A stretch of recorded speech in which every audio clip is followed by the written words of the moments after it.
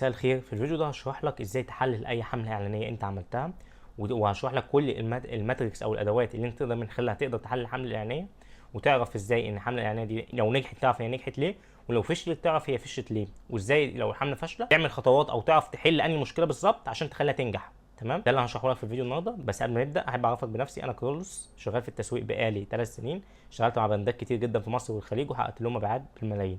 فانت لو حابب نشتغل مع بعض فانت ممكن تبعت لي على الفيس او على الانستا. في حلقات كتير جدا جايه بشرح فيها حاجات مهمه هتفيدك لو انت سواء انت صاحب بيزنس او ميديا واير لسه مبتدئ. فاتمنى تشترك في القناه وتفعل زر الجرس عشان الفيديوهات الجديده فعلا هتفيدك. وخلينا نبدا. دي الواجهه اللي تكون ظاهره قدامك اول حاجه، اول ما تخش على اي حمله اعلانيه. انا جايب لك الحمله دي عشان دي اللي انا هشرح لك عليها كمثال. تمام، فانت بيكون ظاهره قدامك الواجهه دي، وبيكون في حملات اعلانيه كتير، ودي الايه الماتريكس اللي بتكون ظاهره قدامك. فانا دلوقتي كل الماتريكس اللي انت شايفها دي اللي هي من اول امبريشن لريتش للسي بي ام للسي تي ار، الكلام ده كله ده ممكن ساعات ما يكونش موجود عندك. فانت هتعمل ايه لو مش موجود عندك؟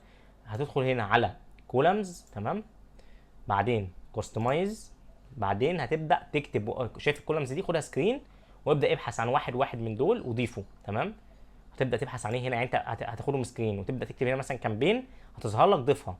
خليهم كده عشان ايه تبقى يعني الدنيا واضحه معاك وتقدر تحلل اي حمله. تمام، بس فانت هيكون مثلا بعد ما انت تعمل ده بقى هيكون ايه دي الواجهه اللي ظاهره قدامك. اول حاجه هنا عندنا ايه؟ عندنا الامبريشن.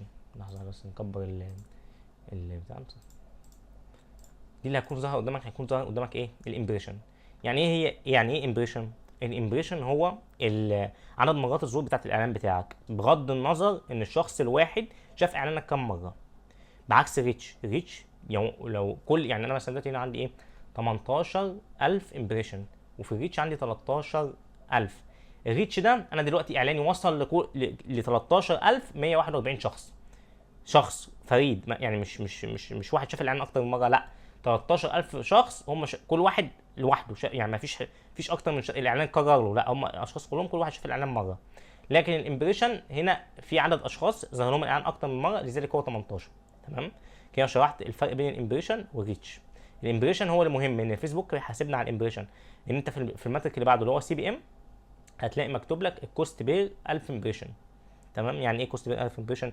يعني الفيسبوك بيحاسبك على الظهور مش على الريتش. مش كم مش انا جبت لك كام شخص شاف الاعلان مره، لا انا بحاسبك على عدد مرات الظهور بتاعت الاعلان بتاعك. تمام، فهنا السي بي ام اللي هو ايه زي ما احنا قلنا تكلفه الظهور. طبعا السي بي ام اهم ماتريك في الحمله كلها. ليه؟ لان هو ده بيترتب عليه باقي يعني باقي كل حاجه، سواء بقى نجاح الحمله او فشل الحمله هو بيترتب على السي بي ام ده. طب السي بي ام ده بيكون كام؟ يعني في رينج كام يبقى كويس؟ السي بي ام مالوش رينج اقدر اقوله لك، يعني مفيش رينج. انما مثلا في المجال بتاعي مش زي المجال بتاعك، مش زي يعني مثلا مثلا في الريال استيت ممكن تلاقي مثلا السي بي ام ب 400 جنيه. طب السي بي ام 400 جنيه في مجال تاني مثلا زي الملابس، لا طبعا ده انت كده انت تخسر وتفلس. فملهاش قاعده معينه اقدر اقولها لك. تمام، طب انت تعرفه ازاي؟ بناء على الحملات السابقه. شوف الحملات الناجحه معاك قبل كده كان السي بي ام بكام عندك، وتطبق ده على باقي الحملات. بمعنى انت دلوقتي مثلا كان عندك حمله ناجحه حلو، السي بي ام فيها كان مثلا ايه 60 جنيه، وحمله ثانيه بعدها السي بي ام كان 70، وحمله ثانيه عندها 50. فانت تحط متوسط، تقول مثلا السي بي ام عندي في الاكونت ده حوالي 70 جنيه. فانت زاد عن كده يبقى في مشكله، نقص عن كده كويس خير وبركه. تمام، طب لو زاد عن كده ايه هي المشاكل بقى اللي انت تقدر تحلها في الحاله دي؟ لو سي بي ام زاد معنى كده ان في منافسه على المنتج بتاعك اللي انت شغال بيه، يا اما الفيديو او الصور اللي انت بتستخدمهم دلوقتي في حد تاني بيستخدمهم او في منافسين تانيين بيستخدموهم. ففيسبوك معلي السي بي ام عليك عشان خاطر التاني بيدفع فلوس اكتر، ان النظام في الاعلانات مبني على المزايده. تمام، فلو حد هو دافع فلوس اكتر منك فانت بالتالي السي بي ام انت عندك هيزيد. خلاص، فانت ايه اللي انت تقدر تعمله في ايدك؟ ان انت تغير الصوره او الفيديو، او لو انت عندك استعداد ان انت تزايد وتدفع فلوس اكتر فانت هتعمل ده. تمام، طب اللي بعده اللي هو السي تي ار اللي هو لينك ثرو ريت. ده معناه ايه؟ او الماتريك ده يعني ايه وظيفته او عباره عن ايه؟ ده بيقول لك عدد الناس اللي هم ظهر لهم الاعلان بتاعك وضغطوا على الزرار اللي هو بتاع كول تو اكشن، سواء اللي هو اطلب الان او ارسل رساله الان او الكلام ده كله. تمام، ده النسبه بتبقى بالميه، يعني مئويه، نسبه مئويه من كل يعني مثلا من 18000 دول 5% منهم او 4.5 داسوا على الايه؟ على الزرار. طب هل دي نسبه وحشه؟ لا دي نسبه كويسه جدا. طب النسبه الطبيعيه المفروض تبقى كام، او يعني امتى اقول دي وحشه وامتى اقول حلوه؟ لو اقل من 1.5 يبقى في مشكله عندك. طب ايه هي المشكله؟ تبقى فين المشكله عندك؟ هتبقى في الصوره او الفيديو في يعني من الاخر الاعلان بتاعك مش مقنع، سواء في النص بتاعك، في الكوبي بتاعك اللي هو النص اللي انت كاتبه، او في الصوره او الفيديو. تمام؟ ده لو نقص عن 1.5. لو زاد خير وبركه، كويس جدا. هقول لك معلومه مهمه جدا، ان السي تي ار بيتحكم في تكلفه المبيعه او تكلفه الرساله. ان انت دلوقتي لو الرقم ده، تخيل مثلا الرقم ده بقى 6%، فبالتالي التحويل على صفحه اللاند بيج او التحويل في الرسائل هيزيد. يعني ايه التحويل؟ يعني دلوقتي انا مثلا دلوقتي لو دول من العدد ده 5% بس ضغطوا على الايه، على الزرار. لو احنا هنحسب مثلا 18,000 من 5%، نشوف بقى العدد ده يطلع ده كام. دول الناس اللي هم ايه، داسوا على الزرار اللي هو بتاع اطلب الان، او داسوا على الزرار اللي هو او بتاع ارسل رساله. فتخيل مثلا كانوا 6%، فبالتالي العدد اللي هيروح لي هناك هيبقى عدد اكتر، فبالتالي نسبه الناس اللي هتشتري تبقى نسبه اكبر. تمام؟ فلازم نهتم جدا بالصوره او الفيديو، عشان خاطر ايه؟ عشان خاطر ال يعني يخش لنا عدد اكبر من السي تي ار، او السي تي ار يبقى عالي. تمام؟ هتقول لي طب هنا اليونيك سي تي ار، ايه الفرق بين اليونيك سي تي ار والسي تي ار ده اللي هو اللينك سوريت؟ ده لو هم ضغط على السي تي ار اللي هو ده لينك سوريت، لو هو ضغط على الزرار. التاني ده اللي هو يونيك سي تي ار بيتحسب على ايه؟ على لو ضغط في اي مكان في البوست، ضغط مثلا يعمل كومنت، ضغط عند اللايك، ضغط على عرض المزيد، ده كله ده بيتحسب في اليونيك سي تي ار اللي هو اول. تمام؟ طب ايه الفرق بين اليونيك والسي تي ار الاول؟ يعني في سي تي ار هنا اول، وفي سي تي ار يونيك سي تي ار اول. اليونيك اللي هو الشخص الواحد، اللي العدد زي بالظبط الفرق بين الريتش والامبريشن، عشان ما اقعدش اشرحه ايه تاني. دلوقتي احنا شرحنا السي تي ار بكل انواعه، اللي هو السي تي ار يونيك والسي تي ار اللي هو الاول واللينك سوريت، شرحنا كل انواع السي تي ار. فاحنا هنخش بقى على اللينك كليكس. ايه هي اللينك كليكس؟ اللينك كليكس هو عدد الناس اللي هم بعد ما ضغطوا على الاعلان. يعني مثلا السي تي ار هنا هنا السي تي ار كان عندي كام هنا؟ بالبرسنتج اللي هو بال100. هنا بقى دول اعداد الاشخاص اللي هم ضغطوا بقى، اللي هم ضغطوا بالعدد. تمام؟ فانا عندي هنا اللينك كليكس 827. تمام؟ 827 واحد من هو 18,000 دول داسوا ضغطوا على الايه، على الاعلان. زي السي تي ار، عشان بس ما تتلخبطش. السي تي ار بال100 دي بالايه، بالرقم. تمام؟ فانت هنا عندك 827 شخص ضغطوا عملوا لينك كليكس على الاعلان بتاعك. لينك كليكس ده المفروض يحولهم على ايه، على اللاند بيج، فهو يبقى فيو كونتنت. تمام؟ عشان كده في ناس كتير لما بتلاقي اللينك كليكس، لما بنقول لها في لينك كليكس عندها كتير وفيو كونتنت عندها قليل. يعني بص هنا عندي مثلا في الحته دي، هنا اللينك كليكس عندي كام؟ 876. بس خلي بالك في يونيك لينك كليكس وبين اللينك كليكس كلها. لينك كليكس كلها دي عدد الناس اللي هي ضغطت في الاعلان في اي مكان. اليونيك لينك كليكس الناس اللي ضغطت على الكول تو اكشن. ركز في الحته دي، مهمه جدا. ايه هو الكول تو اكشن تاني عشان الناس اللي سقطت منها؟ الكول تو اكشن هو الزرار بتاع اطلب الان او ارسل رساله اللي انت بتشوفه وانت بتقلب في الفيسبوك وما يظهر لك اعلان. تمام؟ عشان بس تفرق بين اليونيك لينك كليكس او لينك كليكس اول. تمام؟ هنا عندي ايه؟ يونيك لينك كليكس 678. تمام؟ اللاند بيج فيو عندي كام؟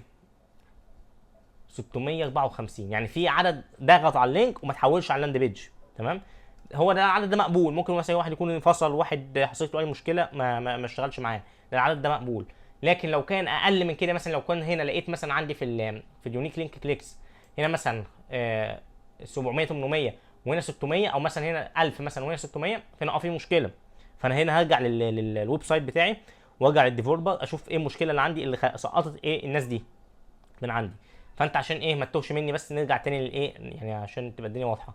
لو اللينك كليكس فيها مشاكل، لو اللينك كليكس عندك اللي هي تحس مثلا تحس ان قليله او كده، يعني مثلا النسبه الطبيعيه اللي هو زي ما ايه، في حوالي زي ما احنا قلنا السي تي ار حوالي ايه 2% 3%. يعني اللينك كليكس دي تبص عليها بس، هدفك انت تبص يعني انت خليك دايما مركز على السي تي ار. اللينك كليكس تبص عليها بس لو انت حسيت ان في ناس كتير بتخش عندك وما بتشتريش، بتخش عندك يعني في السي تي ار كويس، فانت تبص بقى تشوف ليه الناس ما بتشتريش، فتبص على اللينك كليكس ان ممكن يكون في مشكله بين الويب سايت والفيسبوك. في مشكله في البيكسل، في فيسبوك الويب سايت بيوقع الكلام ده كله.